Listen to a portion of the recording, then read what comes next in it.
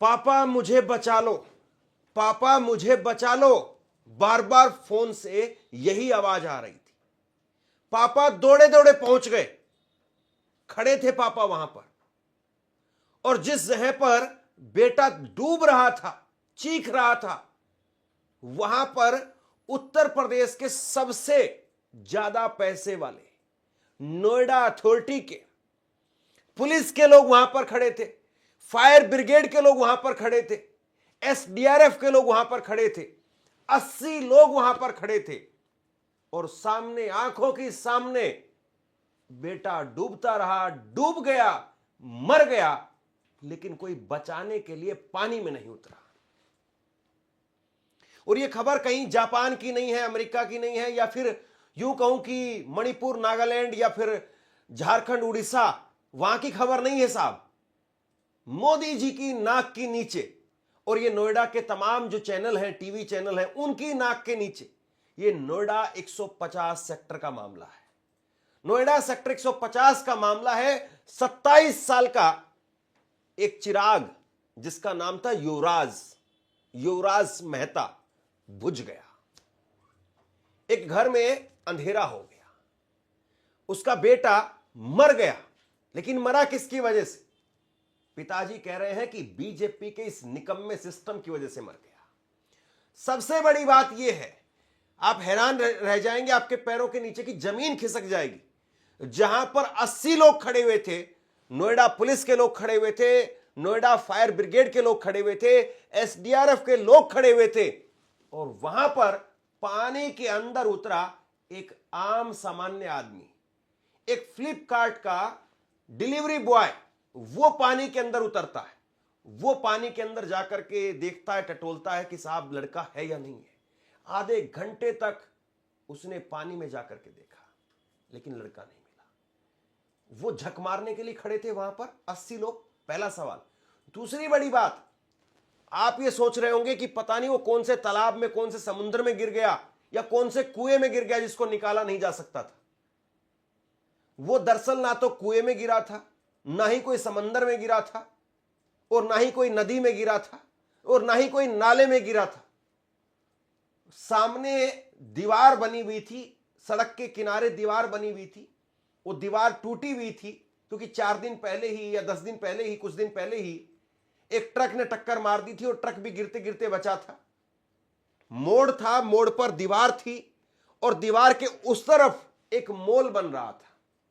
Mall का basement था, basement में बारिश का पानी वो रुका हुआ था, और उस बेसमेंट के अंदर सिर्फ कोई उतरने के लिए तैयार नहीं था। आप सोचिए कि आपका बेटा है सामने, आपका बेटा मर रहा है, आपका बेटा फोन पर कह रहा है पापा बचा लो, पापा बचा लो, और आप अपने घर से और वहां तक पहुंच गए। सामने बेटा मर रहा है, पुलिस के लोग, एसडीआरएफ के लोग और नोएडा अथॉरिटी के लोग, 80 कर्मचारी वहां पर खड़े हैं। बेटा आपका मर रहा है और आप बेटे को नहीं बचा पाए।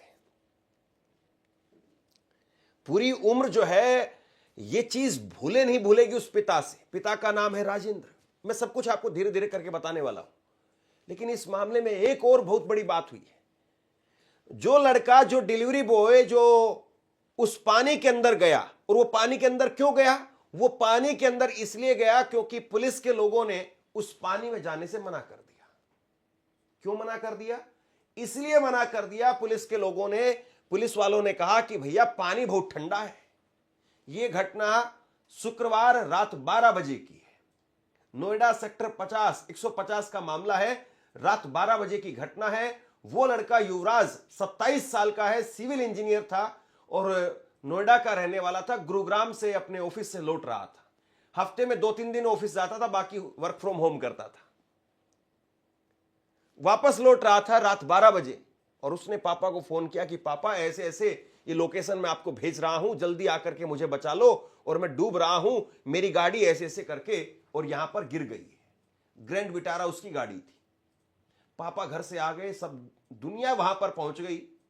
आने जाने वाले लोग भी देखने लगे, क्योंकि सामने एक आदमी चिल्ला रहा है, बार बार कह रहा है मुझे बचा लो, फोन की टॉर्च दिखा रहा है, मुझे बचा लो, देखो मैं यहां हूं, मुझे बचा लो। लेकिन कोई बचाने के लिए नीचे नहीं गया, और वहां पर वो डिलीवरी बॉय जो गया भी नीचे, डिलीवरी बॉय ने कहा कि तुम्हें डर लगता है। पुलिस वालों ने कहा कि भैया पानी बहुत ठंडा है, हम नहीं जाएंगे नीचे। और फिर उसके बाद में पुलिस वालों का एक तर्क यह भी था कि ये जो मॉल बन रहा था, जिस मॉल का वो बेसमेंट था जिसमें पानी भरा हुआ था, जिसके अंदर गाड़ी गई, पुलिस वालों ने कहा कि इसके अंदर सरिये वगैरह भी होंगे, मॉल बन रहा है तो बहुत सारे सरिये होंगे इसके अंदर। तो उस डिलीवरी बॉय ने, ये शख्स है वो डिलीवरी बॉय, इसने कहा कि मुझे रस्सा बांधो, मैं जाऊंगा, मुझे आता है तैरना। ये लड़का चला गया अंदर। इसने 30 मिनट तक अपनी जो एक कैपेसिटी थी इसकी, 30 मिनट तक इसने बच्चे को बचाने की कोशिश की। और बड़ी हैरान करने वाली बात यह है कि इसने लोगों को सामने आकर के बताया अगले दिन, और कहा कि यहां पर पुलिस के सारे अधिकारी सब थे यहां पर, लेकिन कोई बचाने के लिए नीचे नहीं गया। और इस लड़के पर, मोनिंदर नाम है इसका, ये उसी 150 सेक्टर का रहने वाला है, नोएडा का वहीं का। ये रात को अपनी ड्यूटी करके आ रहा था, रात को 12 बजे। तो इसको जो है इतना प्रेशर दिया गया कि इसने अपने बयान बदल दिया। अब ये कह रहा है, पहले तो आपको इसका मैं पहला बयान सुनाता हूं, इसके पिता ने क्या कहा है मैं आपको थोड़ी देर बाद में सुनाऊंगा, लेकिन पहले जरा यह समझना जरूरी है कि जिसने मदद की उसके साथ में भी आप देखिए सिस्टम किस तरीके से काम कर रहा है। सिस्टम की यह लापरवाही है कि सिस्टम वहां पर एक दीवार नहीं बना पाया, रिफ्लेक्टर नहीं लगा पाया, धुंध के अंदर उसकी गाड़ी सीधे चली गई, सीधे जाकर के वहां पर गिर गई। सिस्टम की यह लापरवाही है कि सिस्टम 80 लोगों को लेकर के वहां पर पहुंच जाता है, लेकिन एक आदमी ऐसा नहीं सिस्टम के पास में, या एक औजार ऐसा नहीं सिस्टम के पास में जो वो अंदर तक उतर जाता। और सरकार किसकी? Bhajpa double engine. नोएडा सबसे हाई प्रोफाइल इलाका, सबसे ज्यादा टैक्स देने वाला इलाका, गगनचुंबी इमारतें 150 सेक्टर में। पहले सबसे पहले आप जो है इस फ्लिपकार्ट के डिलीवरी बॉय को सुनिए। ये कह रहा है कि कोई नीचे नहीं गया, मैं नीचे गया। और इसका फिर दूसरा बयान मैं आपको सुनवाता हूं। बॉडी लैंग्वेज साफ तौर पर बताती है कि डर गया लड़का। क्या नाम है आपका? मोनिंदर है जी। कल जो हादसा हुआ था, क्या कुछ पूरा हादसा था? आप चश्मदीद हैं, क्या कुछ देखा? और आपने बचाने भी उतरे थे, क्या कुछ पूरे मामला रहा, क्या कर? इसमें जी जो गाड़ी एक्सीडेंट हुई है कोहरे में, वो करेक्ट 12 बजे के करीब हुई है। गाड़ी गिरने के बाद पानी में लड़का 1 घंटा से 2 घंटे, लगभग 1 घंटा 45 मिनट तक लड़के ने खूब अपने बचाने की गुहार लगाई है कि भाई मुझे बचा लो, किसी भी तरीके से बचा लो। मौके पे पुलिस भी थी एंड SDRF भी थी, और अग्नि विभाग वाले भी थे, फायर ब्रिगेड वाले भी थे। किसी ने उसकी मदद नहीं करी। बोल रहे थे ठंडा पानी है, हम नहीं जाएंगे अंदर, इसमें सरिया है अंदर, हम नहीं जाएंगे। ठीक है जी। इस मौत का जिम्मेदार सच्चाई बताए तो सरकारी महकमा है। ठीक है जी। जब मैं आया हूँ 1:45 पे यहाँ आया हूँ, मैंने आके देखा है तो SDRF वाले सिड्डी पे बैठ के बोल रहे थे कि इसमें ठंडा पानी है, सरिया, हम अंदर नहीं जाएंगे। तो लड़का मुझसे 10 मिनट पहले ही डूबा था। मैं बोला तुम बाहर आओ, मैं जाऊंगा अंदर। वो बाहर आए, मैंने अपने कपड़े उतारे, मैंने कमर पे अपने पर रस्सा बांधा, और कम से कम 50 मीटर अंदर गया मैं, और कम से कम 30 मिनट मैंने वो लड़का ढूंढा अंदर इस पानी में। रात 2:45 बजे 30 मिनट तक मैंने वो लड़का ढूंढा। ना तो मुझे गाड़ी मिली, नहीं मुझे लड़का मिला। फिर ढूंढने के बाद मैं आ गया, और आपने उसके बाद 5:30 बजे मैं यहाँ से गया हूँ। 5:30 बजे तक नहीं तो लड़का लिखड़ा था, ना ही गाड़ी निकली थी। उसके बाद मैं क्या कहूँ कि मैं तो अपने घर चला गया था और मुझे कुछ नहीं पता इसके बारे में। अब मैं इस लड़के का दूसरा बयान सुनाता हूं, बहुत गौर से सुनिए। इस लड़के ने अभी पहले बयान में क्या कहा है? इसने कहा है कि मैं 1:45 पर पहुंच गया था, और मैंने वहां पर फिर कहा पुलिस वालों से कि आप नहीं कूद सकते हो तो मुझे कूदा दीजिए। वो लड़का चला गया। और देखिए सबसे बड़ी बात यह है कि मान लिया कि वो बेसमेंट था, मान लिया कि पानी ठंडा था, मान लिया कि उसमें सरिये थे, तो भैया आप मर तो नहीं जाते ना, आप मर तो नहीं जाते ना। अरे कोई आप ये बताइए, सरिया आकर के कोई गोली थोड़ी है जो अंदर घुस जाएगा। आप आराम से पानी में उतरिए, आराम से उतर करके, आपको तैरना नहीं आता तब तो एक अलग बात है, लेकिन अगर आपको तैरना आता, 80 लोगों में से एक भी आदमी नहीं था। SDRF की तो ट्रेनिंग इसी बात के लिए होती है, फायर ब्रिगेड की तो ट्रेनिंग इसी बात के लिए होती है कि उसको तैरना आना चाहिए, कंपलसरी है उनके लिए। तो एक भी आदमी नहीं था साहब, उनके पास में इतनी सीढ़ी भी नहीं थी, कुछ भी नहीं था क्या। और फिर दूसरी बात यह है कि फायर ब्रिगेड और इन सबके पास में तो लाइफ जैकेट भी होती है। मान लीजिए कि तैरना भी नहीं आता, छोड़ दीजिए, लाइफ जैकेट होती है इनके पास में, जिससे आदमी डूब ही नहीं सकता। लाइफ जैकेट पहन करके उतर जाते। कोई सरिया ऐसा तो नहीं था कि सीधा आकर के आपके आंख में घुस जाएगा। सरिया भी पता चलता, आप धीरे धीरे पानी में आगे बढ़ते हैं तो हाँ सरिया आ गया तो आप थोड़ा सा बच करके निकलते हैं। इतना मुश्किल काम नहीं था। इच्छा शक्ति होती तो लड़का बच जाता। और 2 घंटे तक वो लड़का चीखता रहा, 2 घंटे तक। 2 घंटे में तो आप जो है वो जापान से मदद मंगवा सकते हैं कि भैया ऐसे ऐसे दिक्कत हो रही है, जापान के जो इंजीनियर्स हैं उनको ऑनलाइन लीजिए, उनसे मदद लीजिए। यानी मतलब कहने का अर्थ यह है कि कहीं से भी मदद आ सकती है, लेकिन मदद वहां खड़ी हुई थी, कर नहीं पा रहे थे। जिसने मदद की उसके ऊपर प्रेशर देखिए अब कितना डाल दिया गया। ये लड़का जो है वो कह रहा है कि पुलिस वहां पर 15 मिनट में ही आ गई और पुलिस ने तुरंत उसका रेस्क्यू कर लिया। जबकि दूसरी जो पहली वीडियो आपने सुनी है इसमें कह रहा है कि मैं 5:30 बजे घर गया। पिताजी का बयान मैं आपको सुनाने वाला हूं। पिताजी कह रहा है कि 12 बजे की घटना है, 2:30 बजे तक हमारे लड़के की आवाज आती रही मेरे सामने। 2:30 बजे तक लड़का बोलता रहा कि पापा बचा लो, पापा बचा लो। 2:30 बजे लड़के की आवाज आनी बंद हो गई।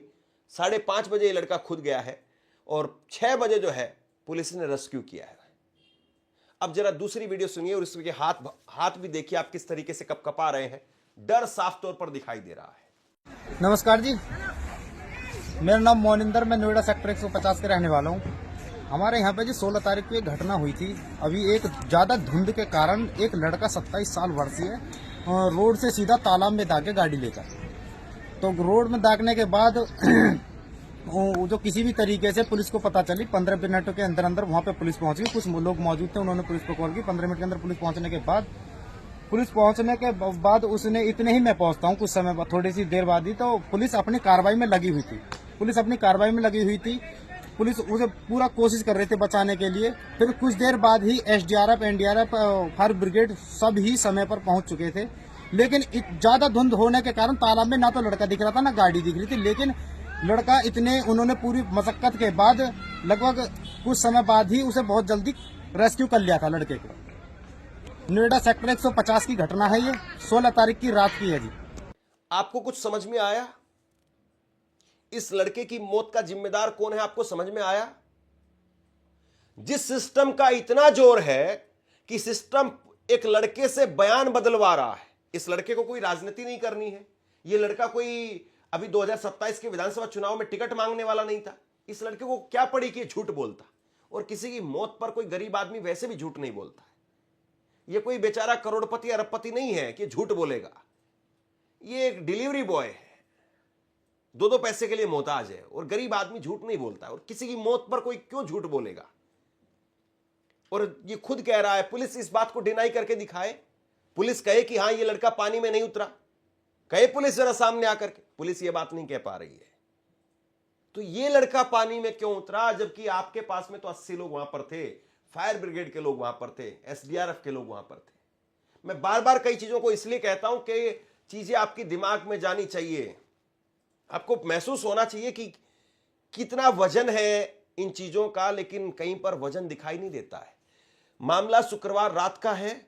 शुक्रवार रात के बाद में पूरी रात बीत गई, वो लड़का मर गया वहां पर तड़प तड़प करके।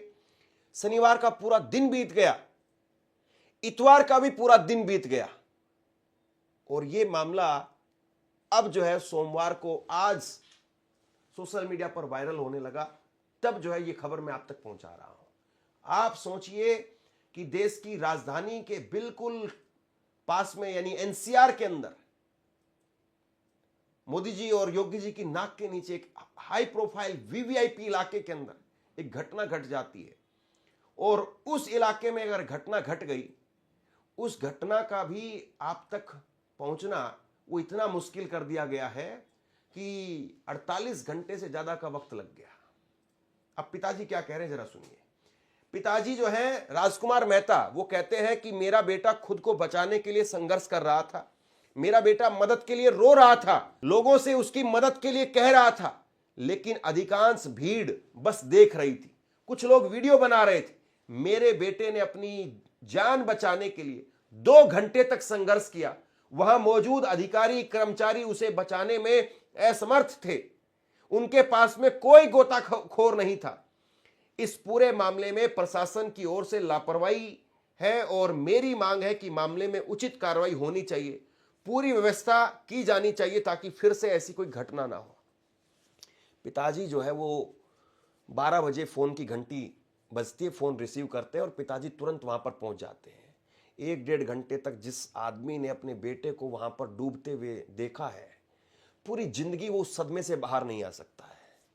लेकिन फिर भी वो पिताजी कह रहे हैं कि भैया कम से कम अब तो व्यवस्था कर दो, अब तो चीजों को ठीक कर दो ताकि कोई और ना मर जाए, क्योंकि हर रात धुंध आएगी।